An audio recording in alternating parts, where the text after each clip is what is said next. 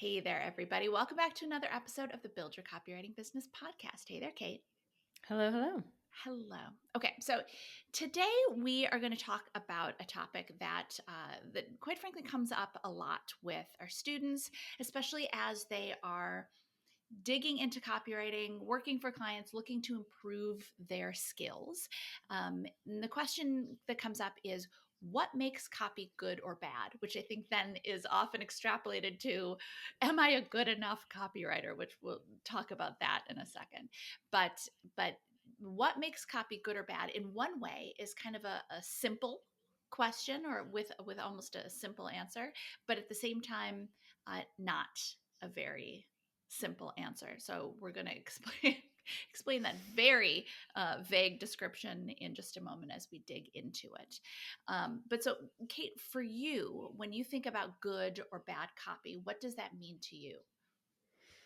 First, I feel like you can't really know if copy's good or bad in the sense of you don't actually know how things are performing unless Mm. you're working at the company.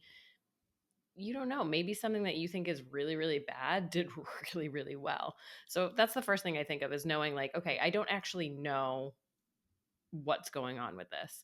But if I'm looking at it and I'm thinking, have that immediate knee jerk reaction. If you read a piece of copy, I feel like it's often when it's bad, sometimes when it's good though too, of like, oh my gosh, what is this even trying to say? Happens a lot riding the subway with subway ads. And you're like, what is this company? I've never heard of this brand name. I don't know what they do based on this advertisement. And you kind of have to extrapolate and guess. And the curiosity is often not enough for me to like go to the site. And if I wasn't in marketing, I certainly wouldn't take the time to pull out my phone and Google whatever the name is. And so I think that's first and foremost of, do I know what's going on, what it's for, what the benefit is to me?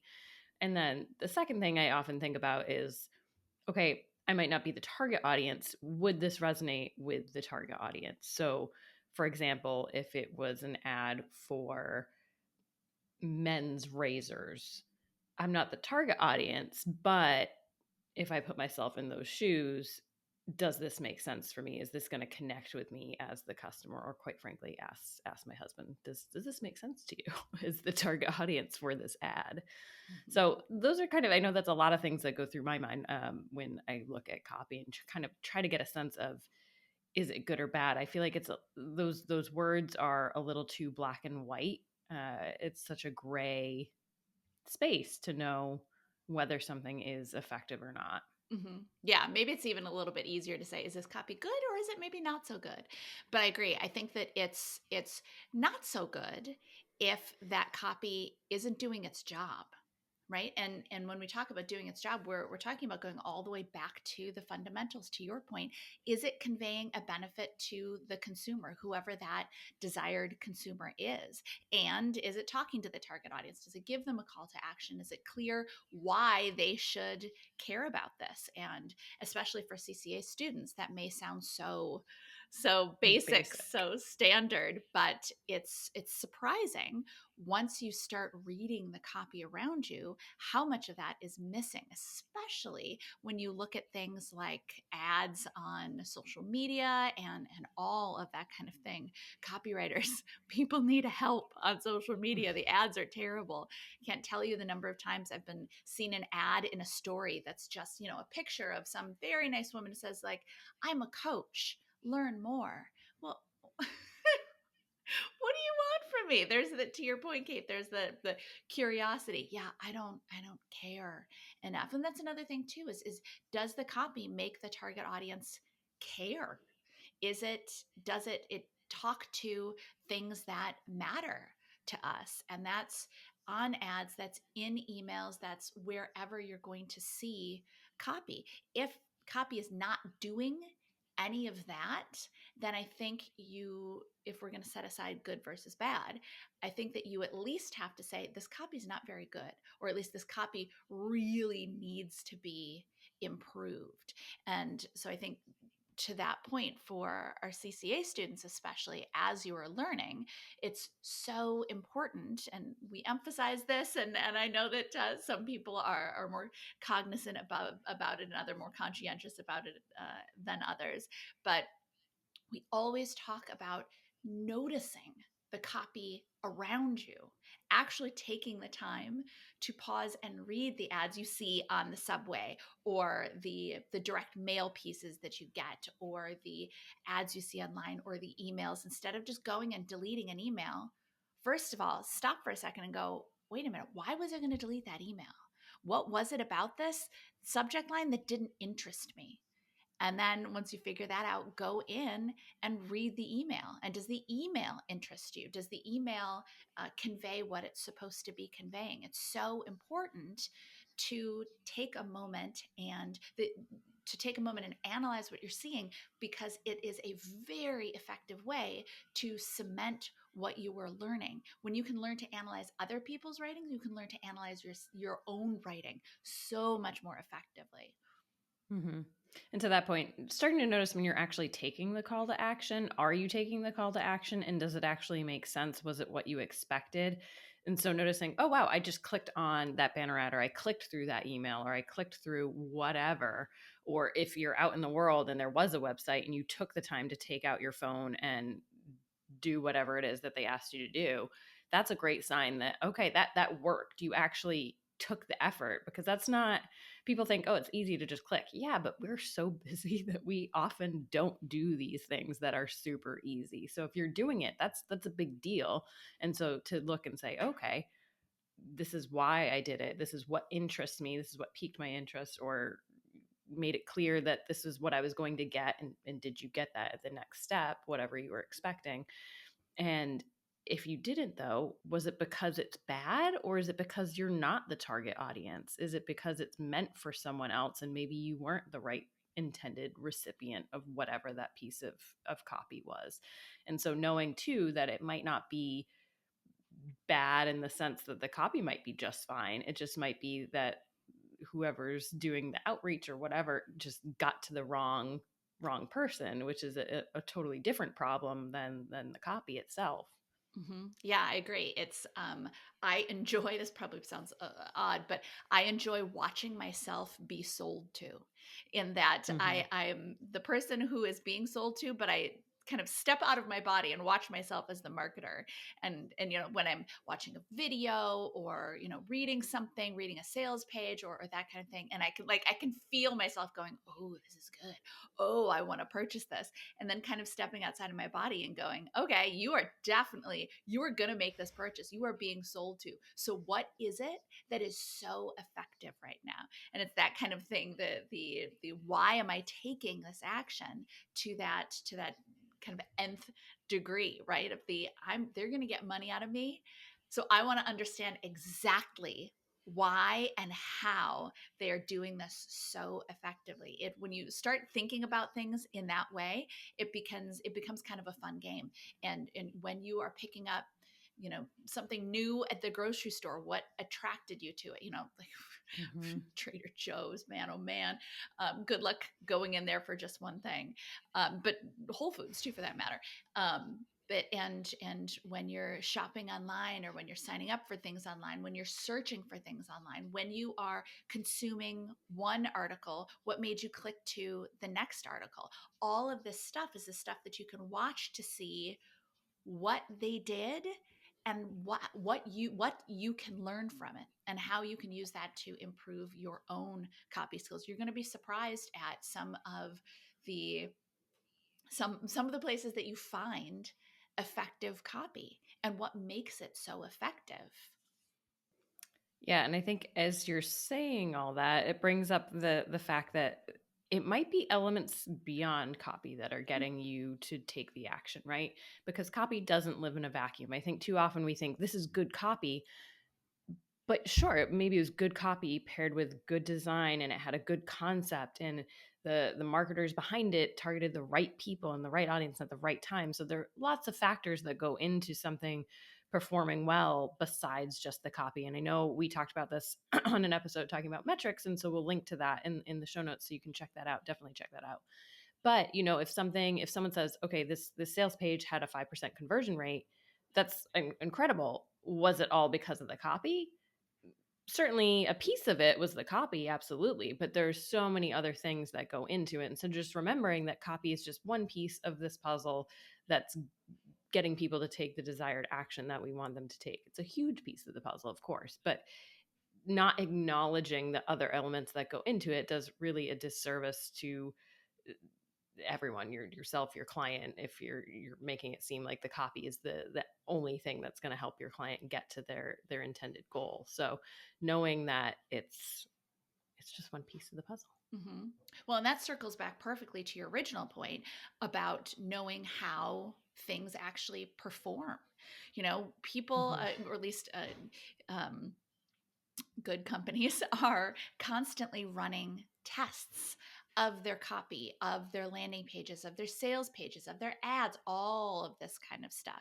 And even as copywriters, we obviously always go in with our best foot forward. We always do the best work that we possibly can. But the simple fact of the matter is that we are excellent copywriters, but we're not mind readers.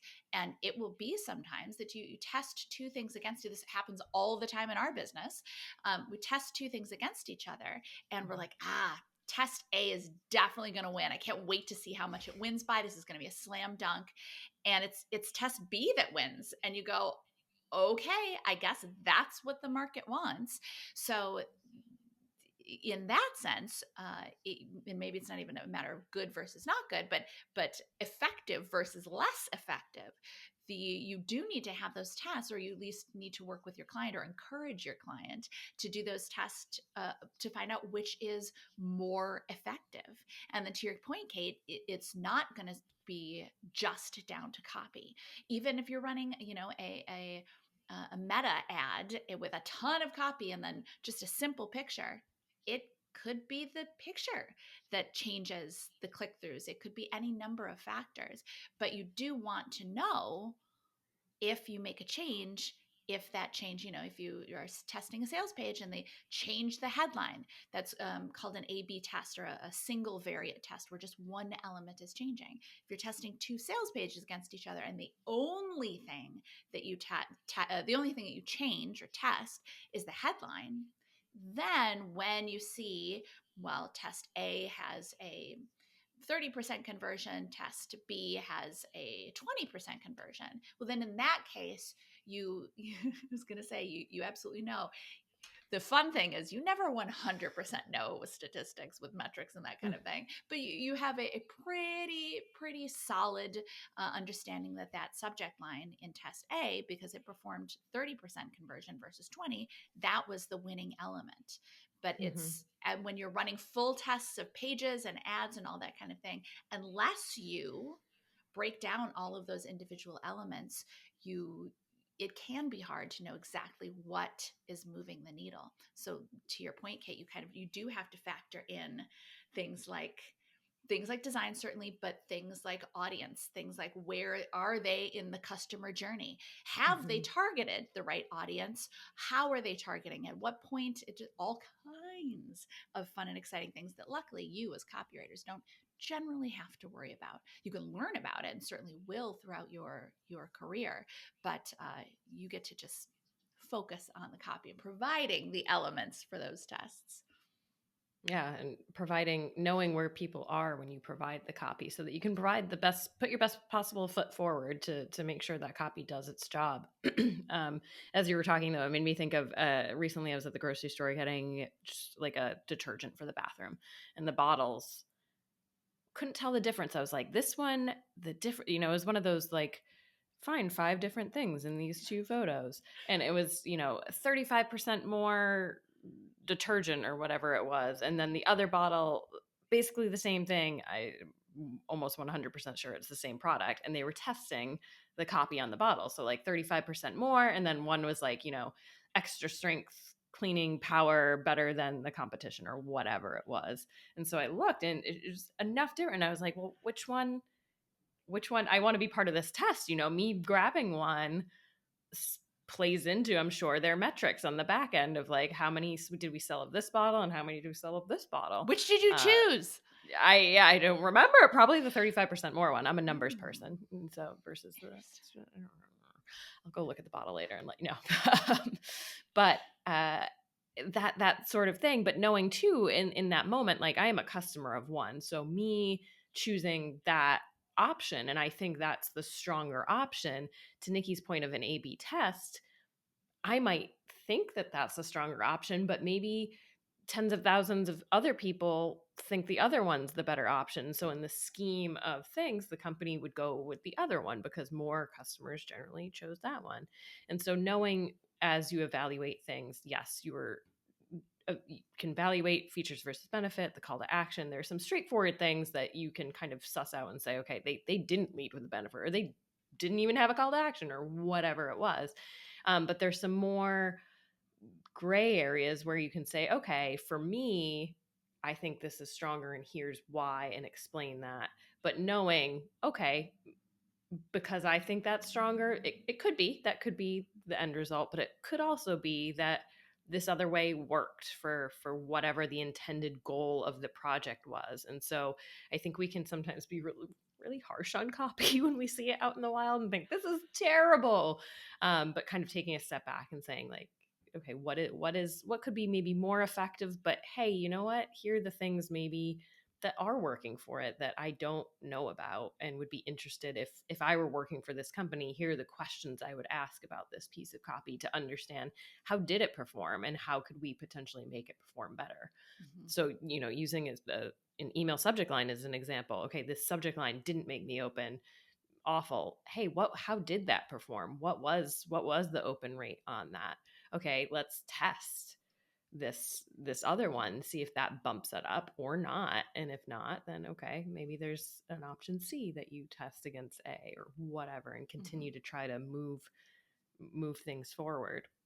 Well, and that's kind of the next step in the copywriting journey. If you are out there evaluating copy and you're going, oh, this is good, this hits all the points, this doesn't hit all those points, I don't know what the benefit is, then great. First of all, you're ahead of the game because you're actually out there reading copy and evaluating it, not just going, oh yes, I read copy, check it off my list, but evaluating it. Really, the next step, if you really, really want to build your skills, is to take the time and go, all right, I've identified the fact that this subject line wasn't good because of XYZ, whatever reason it did. The curiosity wasn't strong enough, or the benefit wasn't strong, whatever. So how would you rewrite it? What would you, again, taking your best guess, because you're not actually working with that company yet, how would you rewrite it? What would you say instead? Because again, that's taking you to another level of learning and practicing, and will take you leaps and bounds in your career. Yeah, and before I forget to mention this, I'm thinking, as you see good copy, a lot of people put it into swipe files. So just a folder of pieces that you've seen out in the world, and you think this is really, really, really great copy. Could you have a file of things that you think are really, really bad copy? Sure. I don't know if that would provide as much inspiration Might make when you you're feel writing a better copy. some days. Yeah. Yeah, fine. So, but good inspirational examples of like, I think this really achieves what it intended to do, and like, look how great it is. But knowing as you go to write your own copy, yes, use it for inspiration. Obviously, you never want to take anything verbatim. We don't want to plagiarize. But knowing that just because it performed well, or you think it performed well, doesn't mean that that's necessarily the case. So I think sometimes we can put copy on a pedestal and think, well, this is, from this company, and so therefore it seems really great, and oh my gosh. But knowing that, yeah, sure, could you try a version of it for a different client or use that as inspiration for your own writing? Yeah, but it might not achieve the same results that you think it'll achieve. So Yeah. With different again, audiences and exactly, yeah. So knowing that, okay, this is something I think is a good piece of copy, but it might not be the end all be all for copywriting. You don't know. You don't know how things are going to perform. So taking, I guess, the inspiration with a heavy dose of salt. Absolutely. Well, and I think then that kind of leads into the question that we hear sometimes from students is, well, how do I know if I'm a good copywriter? How can I be a good copywriter? And certainly, I think that this comes from the very natural phase of self-doubt. As our students know, we talk a lot about resistance and how it is a natural part of the process, and we also talk about how to overcome it, certainly. But that question will come up sometimes as well. How do I know if I'm a good copywriter? How do I be a better copywriter, or any iteration of that question? And I really think it kind of comes back to what we're saying about copy, right? Good copy versus maybe not so good copy. A good copywriter is someone who writes, first of all, and there are other elements we will not forget to talk about what else makes a good copy, but we're talking just about the actual writing of the copy. A good copywriter is a copywriter who writes good copy, which I know sounds obvious, so bear with me for a hot second.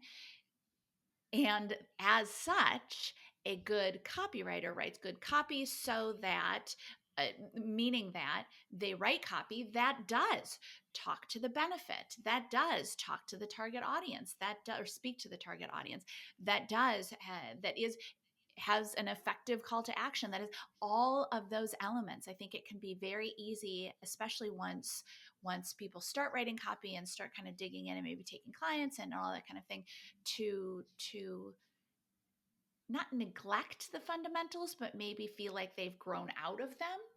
Mm-hmm. And I hope that it gives a little bit of um, I hope it makes things feel a little bit easier in knowing that you never outgrow the fundamentals. You can always, whenever you're in a project and you're feeling lost, or you're feeling, go back to the fundamentals, because as long as you're meeting that creative brief, and as long as you are conveying those, I keep saying benefits and CTN. Obviously, our students know that there's so much more than that, as they have learned.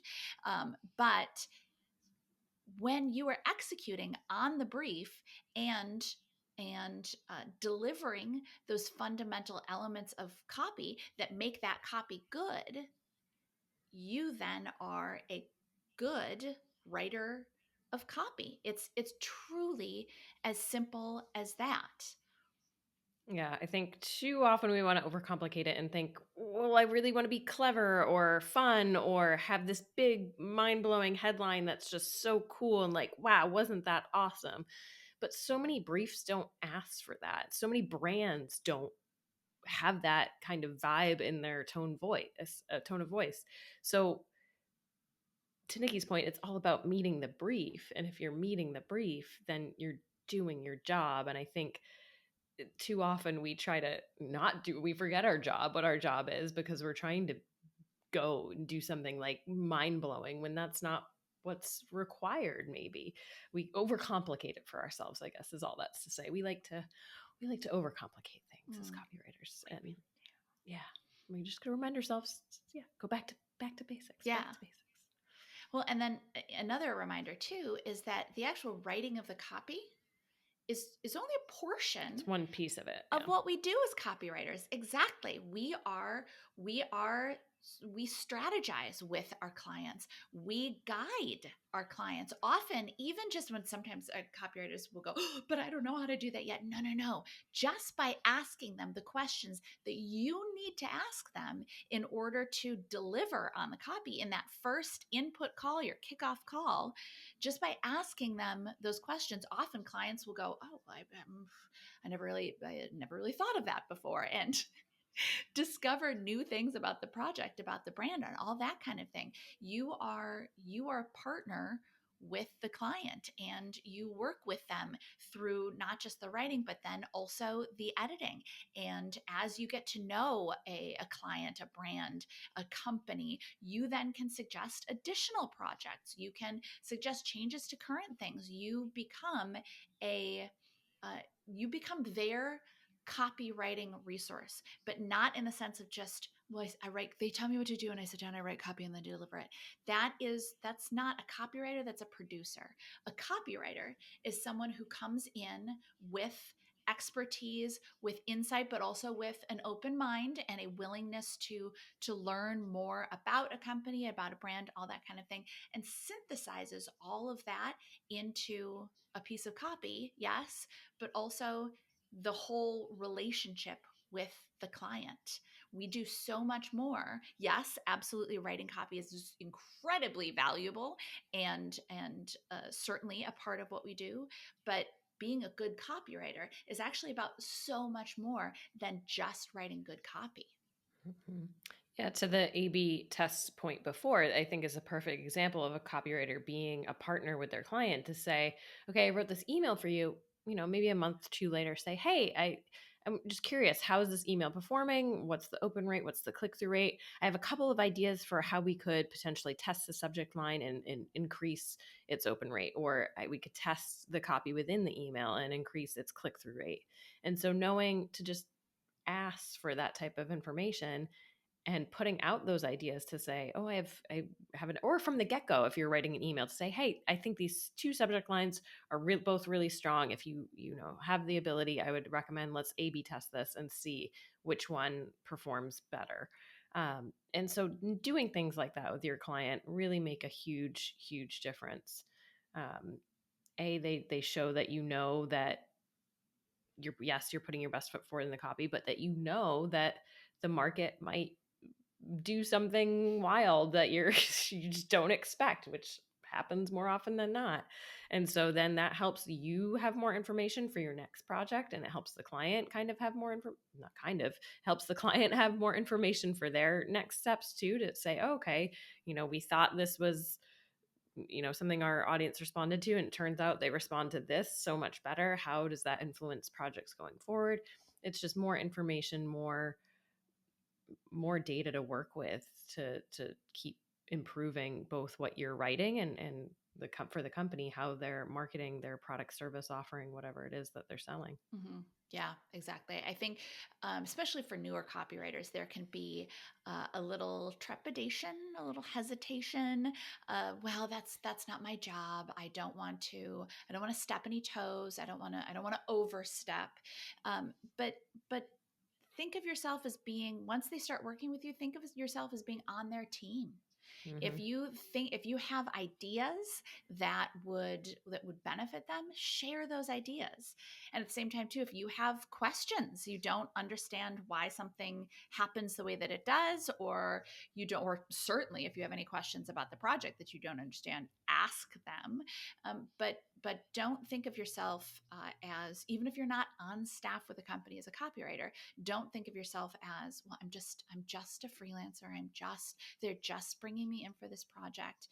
No, think of yourself as a member of their team, and you and your client contributing to that company being as successful as it possibly can be. Because first of all, not only will it be a better experience for you, it will be a much better experience with your client, and it will also increase the chances that your client will want to keep working with you on future projects. And also, by the way, also refer you to to other companies, to their network, which of course is only an even greater win for you. Yeah. Okay, so like we said, what makes good copy or bad copy? At first, kind of a simple question, not actually that simple of a question, but certainly I hope that by the end of this conversation, you have a pretty good understanding of what makes copy good or not so good, and also how you can be not only a good copywriter, but the best copywriter that you can be. So with that, we will catch you guys on the next episode. Bye, everybody. Like what you heard? Hit subscribe so you never miss a video. And if you're ready to take the first step toward becoming a copywriter yourself, sign up for a free video training right here.